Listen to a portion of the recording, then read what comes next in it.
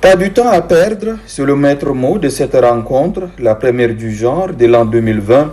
Elle se tient 48 heures seulement après l'adresse du chef de l'État Idriss Déby Itno à la nation, message dans lequel il a promis une restauration graduelle des avantages des travailleurs du secteur public. C'est à la lumière de cette promesse et animé par la volonté de passer au concret que les représentants du gouvernement et des organisations syndicales se sont réunis ce jeudi. L'enjeu de la question sur la table a été rappelé par le ministre secrétaire général adjoint de la présidence de la République, par ailleurs président du Haut Comité technique tripartite, Brahim Hissène Taha, demandant à tous les participants de faire preuve de dépassement et de bon sens.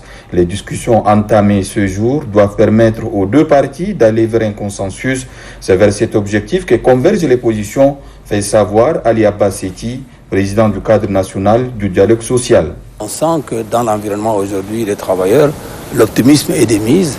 Et donc cette réunion, c'est une réunion où on a échangé, on a pris acte de l'instruction du président au gouvernement. Et donc on a échangé et c'est la partie la plus difficile aussi, parce que quand on parle d'impact, il faut s'accorder sur des éléments fondamentaux avant de signer le pacte. Et donc on a démarré une discussion à partir du discours du président. La date du 10 est très courte, donc on va faire le maximum, on va faire du marathon et on arrivera, je suis plus ou moins convaincu, à un compromis qui va permettre d'honorer le discours phare du président de la République et en même temps contenter les travailleurs, je l'espère bien.